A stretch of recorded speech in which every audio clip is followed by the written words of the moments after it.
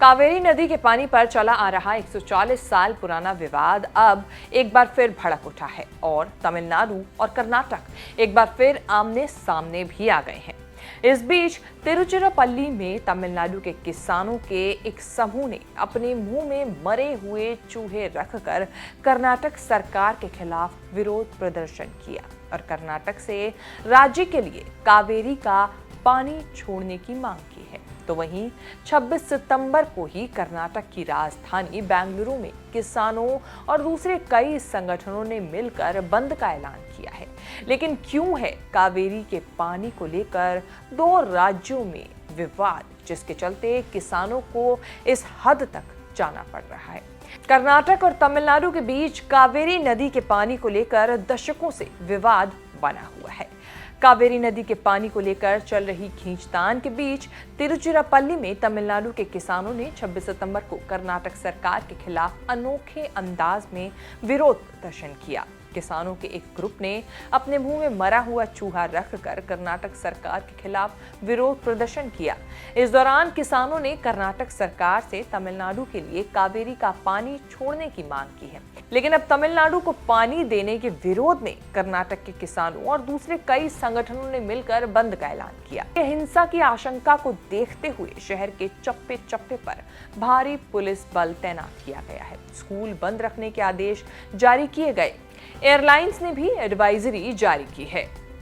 जैसा कि हमने बताया, दो राज्यों के बीच कावेरी के पानी को लेकर चला आ रहा विवाद लगभग 140 साल पुराना है। हालिया विवाद तब शुरू हुआ जब कावेरी जल प्रबंधन प्राधिकरण यानी CWMA के आदेश के खिलाफ कर्नाटक सरकार ने सुप्रीम कोर्ट में याचिका दायर की, लेकिन सुप्रीम कोर्ट ने उस याचिका को खारिज कर दिया। CWMA के आदेश में कर्नाटक को 13 सितंबर से 15 दिनों तक तमिलनाडु में 5000 क्यूसेक पानी छोड़ने के लिए कहा गया था।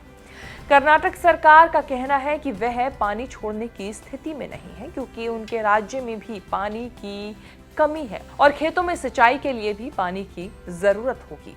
अब जब 21 सितंबर को कोर्ट ने कर्नाटक को तमिलनाडु को 27 सितंबर तक प्रतिदिन 5000 क्यूसेक पानी देने का आदेश दिया है, तो उसके बाद भी ये विवाद लगातार बना हुआ है।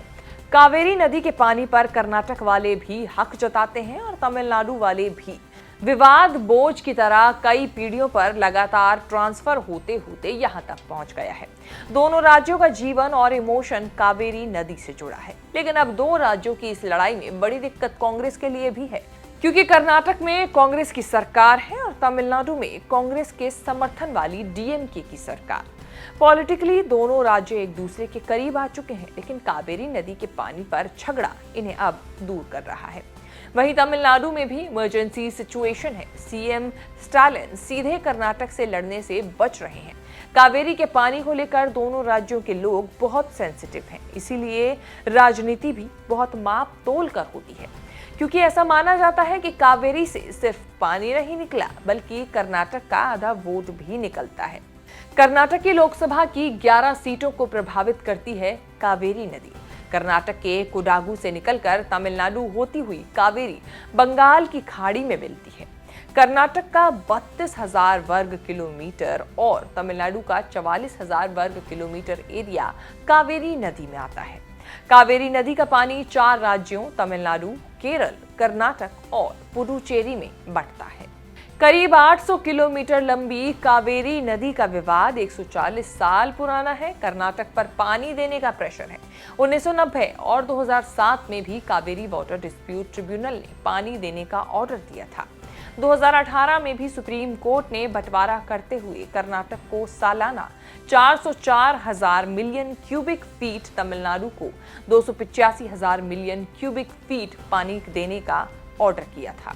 अब जब 21 सितंबर को कोर्ट ने कर्नाटक को तमिलनाडु को 27 सितंबर तक प्रतिदिन 5000 क्यूसेक पानी देने का आदेश दिया है, तो उसके बाद भी ये विवाद लगातार बना हुआ है। अब देखने वाली बात ये होगी कि कांग्रेस दोनों राज्यों को लेकर क्या कंडीशन निकालती है, जिसमें दोनों राज्यों के किसानों को और दोनों राज्यों की पानी की जो आपूर्ति है वो पूरी की जा सके।